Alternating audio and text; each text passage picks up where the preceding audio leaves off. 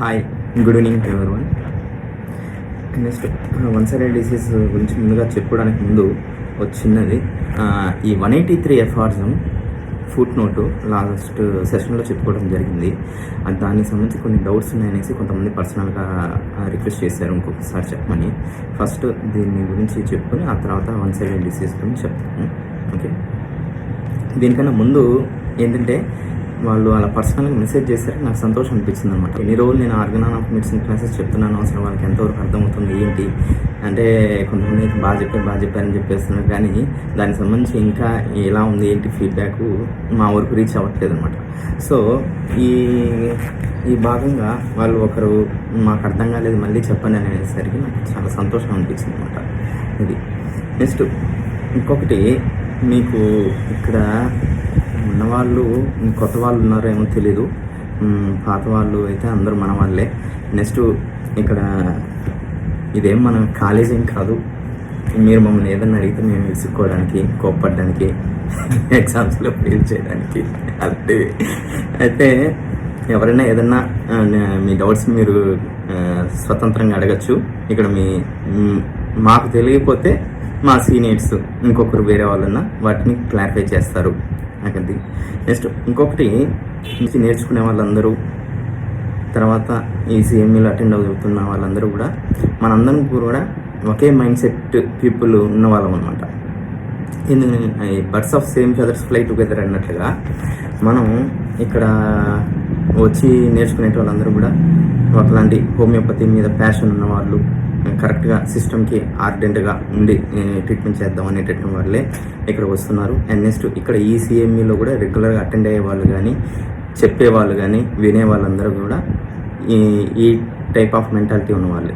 So మమ్మల్ని ఎవరైనా ఏదైనా అడిగినా మేము వాటిని కోప్పడకుండా ప్రశాంతంగా చెప్పడానికి ట్రై చేస్తాము. అండ్ నెక్స్ట్ ఇక్కడ ఇంకొకటి అంటే అన్నీ తెలుసు అన్నీ వచ్చు అని ఫీల్ అవుతూ భ్రమపడేటటువంటి వాళ్ళని అడిగితే కోపడతారు. కానీ ఇక్కడ మన మెంటాలిటీస్ ఎలా ఉంటాయంటే ఇంకా నేర్చుకుందాం, ఇంకా ఇంకా ఇంకా నేర్చుకుందాం అనేటటువంటి మెంటాలిటీస్ ఉన్న వాళ్ళే ఉన్నారు ఇక్కడ. సో సార్ తరఫున కానీ మిగిలిన చెప్పే స్పీకర్స్ తరఫున కానీ నేనే చెప్తున్నాను, మీరు ఎటువంటి డౌట్స్ ఉన్నా మమ్మల్ని అడగచ్చు, మేము వాటిని క్లారిఫై చేస్తాం. ఈవెన్ అంటే ఈ ప్రాసెస్లో మీకు చెప్పే క్రమంలో మేము నేర్చుకున్నది చాలా ఎక్కువగా ఉంటుందన్నమాట. అంటే ఇది ముందే ఎందుకు మేము నేర్చుకోలేదు, ఈ పాయింట్స్ ఎందుకు స్ట్రైక్ అవ్వలేదు, ముందే ఎందుకు చదవలేదు అనేసి ఇప్పుడు మాకు ఒకలాంటి ఇది కలుగుతుంది. సరే, నెక్స్ట్ ఈ 183 ఎఫ్ఆర్జం ఫుట్ నోట్లోకి వెళ్తాను. ఒకసారి చదువుతాను, చదివిన తర్వాత నేను ఎక్స్ప్లెయిన్ చేస్తాను. ఒకసారి ఈ ఫుట్ నోట్ ఓపెన్ చేసి చూడండి. In cases where the patient which however happens excessively seldom in chronic but not infrequently acute disease. Okay, ఇదంతా parenthesis. In cases where the patient feels very ill although his symptoms are very indistinct. అంటే అక్కడ patient చూడడానికి చాలా అనారోగ్యంతో బాధపడుతూ ఉంటూ ఉంటాడు అన్నమాట. కానీ అక్కడ ఉండేటటువంటి లక్షణాలు, వాటికి సంబంధించినటువంటి లక్షణాలు మటుకు చాలా అస్పష్టంగా ఉంటాయి. సో అనారోగ్యంగా ఉంటూ లక్షణాల్లో ఎందుకు స్పష్టత లేదు అనే దానికి రీజన్ అనేది, so that this state may be attributed more to the benumbed state of the nerves. ఈ యొక్క స్థితి ఏదైతే ఉంటుందో అది ఎక్కువగా ఈ నరాలకు సంబంధించినటువంటి ఇన్సెన్సిబిలిటీకి కారణము అది అనేసి చెప్తున్నారు. Which does not permit the patients pains and sufferings to be distinctly perceived. ఇక్కడ ఈ ఇన్సెన్సిబిలిటీ కారణంగా ఇప్పుడు మజిల్స్కి టోనిసిటీకి ఉండటానికి, టోనిసిటీ లేకపోవడానికి ఏంటంటే ఇప్పుడు బాగా టోనిసిటీగా ఉంటే మజిల్స్కి ఆ యొక్క సమర్థత, పవర్ అనేది ఉంటుంది. అంటే ఏదైనా వెయిట్ క్యారింగ్ కెపాబిలిటీ కానివ్వండి, తర్వాత ఆ మజిల్ కాంటూర్ మెయింటైన్ చేసుకోవడంలో కానివ్వండి, ఫిజికల్ ఎగ్జర్షన్కి కానీ, వీటన్నిటికీ మజిల్కి ఆ యొక్క స్ట్రెంగ్త్ లేకపోతే ఇవన్నీ చేయలేదు. అంటే మజిల్కి లూజ్ ఫైబర్డ్గా అయిపోయి మజిల్ కాంటూర్ మెయింటైన్ చేయకపోవడం, వాటిని వెయిట్ బేరింగ్ కెపాసిటీ అనేది ఉండదు. అలాగే నెర్వ్స్కి సాధారణమైనటువంటి ఉండేటటువంటి స్థితి, హెల్దీ స్టేట్లో వాటికి ఏవైతే సెన్సెస్ స్పందనలు ఏవైతే క్యారీ ఫార్వర్డ్ చేయాలో అవి స్పష్టంగా క్యారీ ఫార్వర్డ్ చేస్తాయి. కానీ ఈ ఇన్సెన్సిబిలిటీ అంటే ఆ ఇంద్రియ జ్ఞానంలో లోపించటం వలన, అంటే వాటికి ఉండేటటువంటి తత్వం అనేది కోల్పోవటం వలన అక్కడ ఏం జరుగుతుందంటే ఆ పేషెంట్కి ఉండేటటువంటి సఫరింగ్స్ని అవి స్పష్టంగా గమనించలేవు అనమాట, స్పష్టంగా కన్వే చేయలేవు. This torpor of the internal sensibility is removed by opium and in it secondary action of the symptoms of the disease become distinctly apparent. సరే, ఇటువంటి స్థితిని మనం ఓపియం ఇచ్చి దాన్ని తొలగిస్తాము. అంటే ఓపియంలో కూడా ఈ నర్వస్ ఇన్సెన్సిబిలిటీ అనేది ఉంటుంది కదా, సో ఈ యొక్క నర్వస్ ఇన్సెన్సిబిలిటీ ఉన్నటువంటి దాన్ని హోమియోపతిక్గా మనం ఓపియంని ఇచ్చినప్పుడు దాన్ని తీసేసి అక్కడ ఉండేటటువంటి సిమ్టమ్స్ని క్లియర్గా స్పష్టంగా వ్యక్తమవుతాయి అనేసి చెప్తున్నారు. ఇక్కడ ఇప్పటి వరకు ఇదంతా బాగానే ఉంది, కానీ ఈ పెరంథసిస్లో వచ్చింది ఒకటి మటుకు మనం కొంచెం కన్ఫ్యూజ్ చేస్తుంది. ఏంటంటే which however happens excessively seldom in chronic but not infrequently in acute diseases. అంటే సాధారణంగా ఏ వ్యాధి అయినా కూడా, ఏ డిసీజ్ అయినా కూడా యాక్యూట్లో బాగా స్ట్రెంగ్త్తోనూ బాగా స్పష్టంగాను మేనిఫెస్టేషన్ అవుతాయి.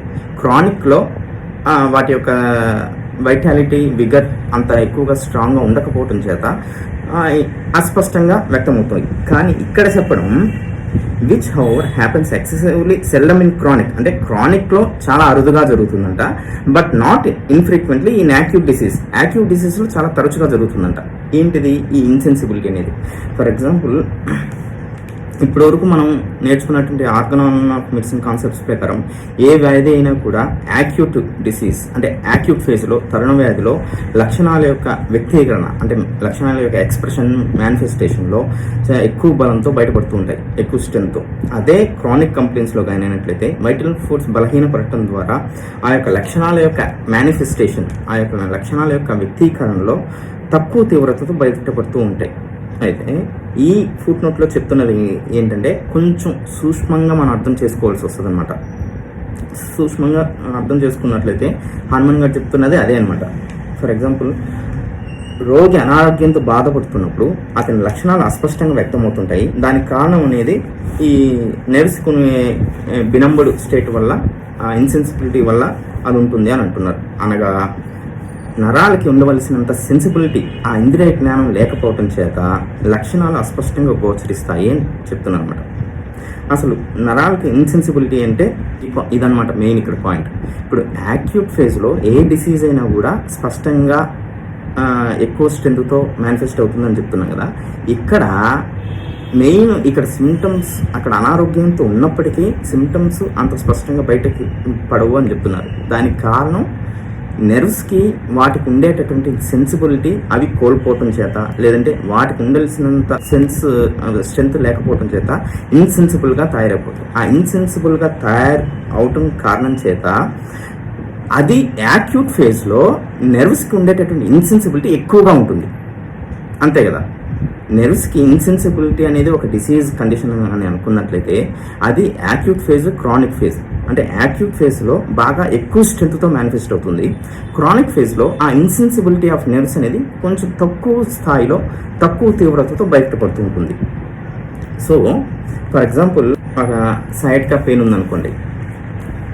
ఈ సైడ్గా పెయిన్ సాధారణంగా ఈ నెర్వ్స్ అన్నీ కూడా హెల్దీ కండిషన్లో ఉన్నప్పుడు అక్కడ పెయిన్ యొక్క నేచర్ అనేది గుచ్చుతున్నట్లుగానో, లాగుతున్నట్లుగానో, లేదంటే బర్నింగ్ సెన్సేషను, లేదంటే తిమ్మిరి పట్టడము, లేదంటే శూలంతో తీసుకుని పొడుస్తున్నట్టుగానో, లాన్సినేటింగ్ పెయిన్, ఇలా under healthy condition of nerves ఇక్కడ ఏ పెయిన్ అనేది అక్కడ స్పష్టంగా సిమ్టమ్స్తో వ్యక్తీకరణ అనేది ఉంటుంది, ఎక్స్ప్రెషన్ అనేది ఉంటుంది. అదే ఆ ఇన్సెన్సిబిలిటీ కారణం చేత అంటే నెర్వ్స్ అక్కడ ఏ సెన్సేషన్ అయితే ఉందో దానిని స్పష్టంగా వ్యక్తీకరణ అనేది చేయదు. ఎందుకు? ఆ ఇన్సెన్సిబిలిటీ కారణం చేత. సో అక్కడ సయాటికా పెయిన్ అనేది అంటే సూత్తో గుచ్చుతున్నట్టుందా, లేదు దబ్బనంతో గుచ్చినట్టుగా స్టిచ్చింగ్ పెయిన్ ఉంటుందా, ల్యాన్సినేటింగ్ పెయిన్ ఉంటుందా అంటే శూలంతో పొడిచినట్టుగా, లేదంటే బర్నింగ్ పెయిన్ ఉంటుందా, లేదు చీరేస్తున్నటువంటి పెయిన్ ఉంటుందా, ఇలా ఏ టైప్ ఆఫ్ పెయిన్ ఉంది అనేసి అది స్పష్టంగా ఎక్స్ప్రెస్ చేయవు. సో వీటన్నిటికి బదులుగా మొత్తంగా ఆ బినంబింగ్ పెయిన్ లాగా ఎక్స్ప్రెస్ అవుతుంది. ఫర్ ఎగ్జాంపుల్, ఏ రకమైన పెయిన్ ఉందంటే ఏమోనండి, ఒకలాగా తిమ్మిరి పట్టినట్టుగా ఉంది, మరి తిమ్మిర అంటే కంప్లీట్ తిమ్మిరే కాదు, నొప్పి ఉంది. కానీ ఏది ఎక్కువ ఉందంటే స్పష్టంగా ఇద్దంగా పెయినే ఎక్కువ ఉందని చెప్పడం కానీ, లేదు తిమ్మిరే ఎక్కువ ఉందని చెప్పడం కానీ, లేదంటే స్పష్టంగా ఆ పెయిన్ నేచర్ని చెప్పలేకపోవటం కానీ, ఇలా ఏది కూడా స్పష్టంగా ఇద్దంగా ఇది అని చెప్పలేదు. కానీ నాకు బాగా ఇబ్బంది పడిపోతున్నాను, అయ్యో బాబు నొప్పి తీవ్రత తట్టుకోలేకపోతున్నాను అంటున్నారు. మళ్ళీ అది మటుకు స్పష్టంగా ఒకటిగా చెప్పలేకపోతారు అన్నమాట. అదే సయాటికా కండిషను, అదే ఇన్సెన్సిబిలిటీ ఆఫ్ నేచర్ అనేది క్రానిక్ కండిషన్లో తీసుకున్నాం అనుకోండి. క్రానిక్ కండిషన్లో ఆ ఇన్సెన్సిబిలిటీ అనేది తక్కువ స్థాయి, తక్కువ తీవ్రతతో ఎక్స్ప్రెస్ అవుతూ ఉంటుంది. సో ఈ తక్కువ తీవ్రతతో ఎక్స్ప్రెస్ అవటం కారణం చేత అది ఎప్పుడో ఒకప్పుడు, అంటే ఏదో ఒక రోజున ఆ పెయిన్ నేచర్ స్వభావం అనేది స్పష్టంగా వ్యక్తీకరణ అనేది ఉంటుంది. అబ్బబ్బా కొన్నిసార్లు మంట వస్తుందండి, అయ్యో నిప్పుని ఆ కాలు మీద వేస్తే ఎట్లయితే మండిపోతుందో ఆ టైప్ ఆఫ్ మంట వచ్చేస్తుంది. కానీ కొన్నిసార్లు నొప్పి తిమిరి రెండుగా కలిసి వచ్చినట్టుగా ఉంటుంది. ఇంకొన్నిసార్లు బాగా దబ్బనం తీసుకుని పొడిస్తే ఎట్లయితే ఉంటుందో స్టిచ్చింగ్ పెయిన్, ఆ రకంగా పెయిన్ ఉంటుంది అనేసి చెప్తుంటారు అనమాట. అదే సయాటికా పెయిన్ ఆ నెర్వ్స్కి ఇన్సెన్సిబిలిటీ ఉండడం కారణం చేత యాక్యూట్ ఫేజ్లో ఆ ఇన్సెన్సిబిలిటీ ఎక్కువగా తీవ్రంగా ఉండటం చేత పెయిన్ నేచర్ ఇద్దంగా ఒకటి అని స్పష్టంగా చెప్పలేకపోవటం బినంబింగ్ పెయిన్గా ఎక్స్ప్రెస్ అనేది అవుతూ ఉంటుంది. అదే క్రానిక్ కండిషన్లో అప్పుడప్పుడు బినంబింగ్ పెయిన్గా ఉంటుంది, అప్పుడప్పుడు గుచ్చినట్టుగా అనిపిస్తుంది, అప్పుడప్పుడు మంట పుట్టినట్టుగా ఉంటుంది. ఇలా క్రానిక్ ఫేజ్లో తక్కువ సందర్భాల్లో ఈ నర్వస్ ఇన్సెన్సిబిలిటీ అనేది తక్కువ తీవ్రతతో ఉండటం కారణం చేత అక్కడ ఉండేటటువంటి మిగిలిన సిమ్టమ్స్ని కానీ, అక్కడ ఉండేటటువంటి పెయిన్ నేచర్ని కానీ అది అబ్స్క్యూట్ చేయదు. అదే యాక్యూట్ ఫేజ్లో కానీ అయినట్లయితే బాగా తీవ్రంగా బినంబింగ్ పెయిన్ ఎక్కువ ఉండటం చేత అక్కడ ఉండేటటువంటి మిగిలిన సిమ్టమ్స్, అంటే ఆ మిగిలిన పెయిన్ నేచర్ సంబంధించి కానీ మిగిలిన మొడాలిటీస్ కానీ ఇవేవి కూడా స్పష్టంగా ఇద్దంగా ఒకటి అని తెలియకుండా మొత్తాన్ని కూడా అబ్స్క్యూట్ చేసేస్తుంటారు. అంటే అక్కడ ఓన్లీ నాకు మొద్దు బారటం పెయిన్ రెండు కలిపి ఎలా అయితే ఉంటుందో అటువంటి సెన్సేషన్ ఉంది అనేసి చెప్తుంటారు అనమాట. అది సో ఇటువంటి నర్వస్ ఇన్సెన్సిబిలిటీని మనం ఓపియం కానీ ఇచ్చినట్లయితే ఆ ఓపియంలో ఆ సెకండరీ క్యూరేటివ్ యాక్షన్లో భాగంగా ఓపియంలో కూడా ఇన్సెన్సిబిలిటీ ఉంటుంది కాబట్టి అక్కడ ఆ నెర్వ్స్కి ఉండేటటువంటి పర్టికులర్ ఇన్సెన్సిబిలిటీని తొలగించేసి అక్కడ ఉన్నటువంటి మిగిలిన సిమ్టమ్స్ని స్పష్టంగా వ్యక్తీకరణ వచ్చేలాగా చేయగలుగుతుంది అనేసి చెప్తున్నారు అనమాట హనుమాన్ గారు ఇక్కడ. అది సో ఈ యొక్క ఇన్సెన్సిబిలిటీ అంటే నర్వస్ బినంబింగ్ స్టేట్ అనేది ఆ టార్పర్ ఆఫ్ ది ఇన్సెన్సిబిలిటీగా చెప్తున్నారు. అంటే దానికి ఉండేటటువంటి మందకొడి తత్వం, ఆ జడత్వం ఆ మందకొడి తత్వం అనేది మనం ఓపియం ఇవ్వటం ద్వారా దాన్ని తీసేసి అక్కడ సిమ్టమ్స్లో స్పష్టతని మనం తీసుకొని రావచ్చు. సో ఆ రకంగా సెకండరీ యాక్షన్లో అక్కడ ఉన్నటువంటి డిసీజ్ పిక్చర్ అనేది క్లియర్గా స్పష్టమవుతుంది అనేసి చెప్తున్నారు. ఓకే, ఇంకొకసారి చెప్తాను. In cases where the patient feels very ill although his symptoms are very indistinct, so that this state may be attributed more to the benumbed state of the nerves, which does not permit the patient's pains and sufferings to be distinctly perceived. This torpor of the internal sensibility is removed by opium, and in its secondary action the symptoms of the disease become distinctly apparent. Parenthesis, which however happens excessively seldom in chronic but not infrequently in acute disease అని చెప్పలేదు. Okay, అంటే for example దీనికి ఇంకా మనం ఇంకోటి example కానీ చూసుకున్నట్లయితే, అంటే కొంతమంది పేషెంట్స్ కొంచెం డల్ ఇంటెలెక్టెడ్, బిక్లౌడెడ్, అంటే మనకు బీటీపీపీలో ఒక రూబ్రిక్ ఉంటుందన్నమాట, మైండ్లో ఇంటెలెక్ట్ బిక్లౌడెడ్ అనేసి. అంటే ఫర్ ఎగ్జాంపుల్ అది ఎలా అంటే ఏ సిమ్టమ్నైనా వాళ్ళు ఇద్దంగా స్పష్టంగా ఒకటిగా అని చెప్పలేరు అనమాట. ఫర్ ఎగ్జాంపుల్ వైట్ డిశ్చార్జ్ ఉంటుందన్నమాట కదా, అది ఎలా ఉంటుంది ఏంటి అంటే, ఫర్ ఎగ్జాంపుల్ మిల్కీ వైట్గా ఉంటుందా, ట్రాన్స్పరెంట్గా ఉంటుందా, లేదంటే పేల్ ఎల్లోగా ఉంటుందండి, కొన్నిసార్లు ట్రాన్స్పరెంట్గా ఉంటుంది, కొన్నిసార్లు మిల్కీ వైట్గా ఉంటుంది. మరి ఇన్ని చెప్పినప్పుడు మనం దేనికి ఎక్కువ ప్రాధాన్యత ఇవ్వాలి అనేసి మనం వీటిలో ఏది ఎక్కువగా ఉంటుందని అంటే ఇద్దంగా ఒకటి అనేసి నేను చెప్పలేకపోతున్నానండి అనేసి చెప్తుంటారు. అది ఆ ఒక్క సిమ్టమ్కనే కాదు, మిగిలిన మనం ఫుల్ కేస్ తీసుకునే క్రమంలో వాళ్ళు మిగిలిన ఇతర కంప్లైంట్స్ కూడా ఇలానే చెప్తుంటారు అనమాట. పలానా కొరైజా డస్ట్ అలర్జీ అన్నారు కదా, కొరైజా అన్నారు కదా, అది ఎలాంటి సందర్భాల్లో ఎక్కువ అవుతుంది ఏంటంటే డస్ట్కి వెళ్ళినప్పుడు ఒకటి వస్తుంది, తలస్నానం చేసినప్పుడు వస్తుంది, పులుపు అలాంటివి తిన్నప్పుడు వస్తుంది. సరే, ఈ ఎలాంటి సందర్భాల్లో మీకు మనల్ని ఎక్కువ ఇబ్బంది పెడుతుంటుంది అంటే తలస్నానం చేసినప్పుడా, డస్ట్కి ఎక్స్పోజ్ అయినప్పుడా, లేదంటే పుల్లటి తిన్నప్పుడు అంటే వీటిలో ఒక్క దానివల్ల నాకు కండిషన్ బాగా ఎక్కువ అవుతుందనేసి నేను చెప్పలేకపోతున్నానండి. ఈ మూడిట్లో ఏది జరిగినా కూడా నాకు జలుబు చేస్తుంది, కానీ ఎప్పుడు ఇంటెన్సిటీ పెరుగుతుందనేసి నేను గమనించలేదండి అంటారు. అదేమో కొన్ని సంవత్సరాలు బట్టి ఉంటుంది, కానీ వాళ్ళు గమనించలేరు చెప్పేస్తుంటారు. అంటే ఏ పర్టికులర్గా పెరుగుతుందనేసి అది చెప్పలేకపోవడం, లేదు ఇంకేమైనా ఇతర పెయిన్స్ రిలేటెడ్గా ఉంటుంది, లేదంటే పలానా హెడేక్ అనేది ఉంటుంది. ఎలాంటి సందర్భాల్లో పెరుగుతుంది తగ్గుతుందంటే ఏమైనా ఎండకి వెళ్ళినప్పుడు ఏమైనా పెరుగుతుందంటే వస్తుంది, కానీ మరి ప్రతిసారి ఇంటికన్నా ప్రతిసారి వస్తుందా అంటే నేను గమనించలేదండి, ఇంకొకసారి గమనించినప్పుడు చెప్తానండి అని అంటారు. సో ఇక్కడ వీళ్ళకి ఏంటంటే ఆ ఇంటెలెక్ట్ అనేది బిఫాగ్డ్ బిక్లౌడెడ్ అనేసి చెప్తుంటారు అనమాట. అంటే ఈ బిక్లౌడెడ్ అనేదాన్ని మనం ఏదైనా ఎర్లీ మార్నింగ్ ఏదైనా జర్నీ చేయాల్సి వస్తుంది, ఏదైనా బైక్ జర్నీయో కార్ జర్నీయో మనం వెళ్తున్నప్పుడు క్లౌడ్స్ ఏమి లేనప్పుడు నార్మల్గా ఉన్న టైంలో మనకు ముందు వచ్చేది ఏంటిది అనేది స్పష్టంగా తెలుస్తుంది అనమాట. కానీ ఈ పొగమంచు ఉన్న బాగా దట్టంగా ఉన్న టైంలో ఎదురుగా ఏదో ఒక వెహికల్ వస్తుంది, ఆ లైట్ అనేది ఉంది అనేసి మాత్రమే తెలుస్తుంది. అంటే ఎదురుగా వస్తుంది ట్రాక్టరా, లేదంటే లారీ వస్తుందా, లేదంటే ఒక ఆటో వస్తుందా, లేదా 2 వీలర్ వస్తుందా, 4 వీలర్ వస్తుందా అనేది స్పష్టంగా మనకు గుర్తించి మనకు రోడ్డుకి ఎంత వైపు నుంచి జరగాలి, ఎంత డిస్టెన్స్లో బ్రేక్ వేసుకోవాలి, ఇవన్నీ స్పష్టంగా కనపడదు అనమాట. సో అలాగా మైండ్ ఇంటెలెక్ట్కి సంబంధించి ఆ బిగ్ క్లౌడెడ్ అనే కండిషన్ అనేది ఉంటుంది అనమాట.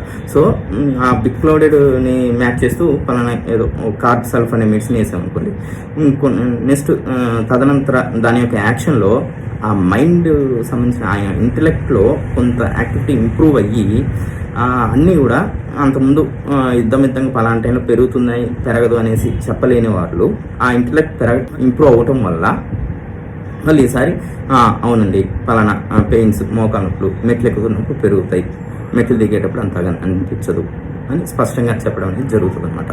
పలానా డస్ట్ అలర్జీ నేచురల్ కంప్లైంట్ ఉంది, ఏదైనా ఘాటుగా పీల్చినప్పుడు నాకు ఎక్కువ అవుతుంది, తలస్నానం చేసినప్పుడు అంత ఎక్కువ ఉండదు, వచ్చినా జస్ట్ 1-2 తుమ్ములు వచ్చి తగ్గిపోతుంటాయి అనేసి ఇలా చెప్తుంటారు అనమాట.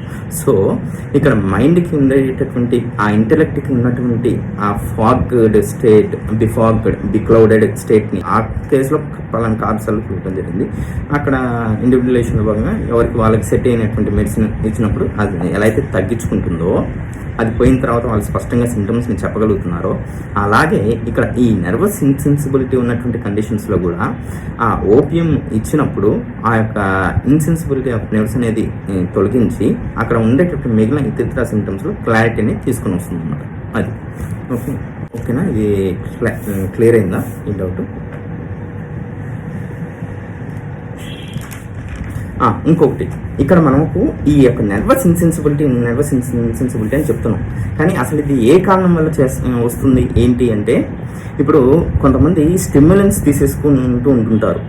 ఫర్ ఎగ్జాంపుల్ ఈ కాఫీలు టీలు ఎక్కువగా అబ్యూస్ చేసేస్తూ ఉండటం, లేదంటే ఈ టొబాకో చూయింగ్ కానీ నికోటిన్ కానీ ఇలాంటివి ఈ స్టిమ్యులెంట్స్ వాడేటటువంటి వాళ్ళల్లో ఈ యొక్క నర్వస్ ఇన్సెన్సిబిలిటీ వచ్చే సందర్భాలు ఎక్కువ ఉంటాయి అన్నమాట. అది నెక్స్ట్ ఇంకోటి లాస్ ఆఫ్ ఫ్లూయిడ్స్, అంటే ఆ ఫ్లూయిడ్స్ బాగా ఇదైపోయిన సందర్భాల్లో కూడా ఈ ఇన్సెన్సిబిలిటీ అనేది మనం గమనిస్తుంటాం. ఇంకొకటి ఈ దీర్ఘకాలికంగా ఉండేటువంటి జబ్బులు ఉండేటువంటి దాంట్లో ఆ వైటాలిటీ సంఖ్యనైనటువంటి కండిషన్స్లో కూడా ఇటువంటివి చూస్తుంటాం అన్నమాట.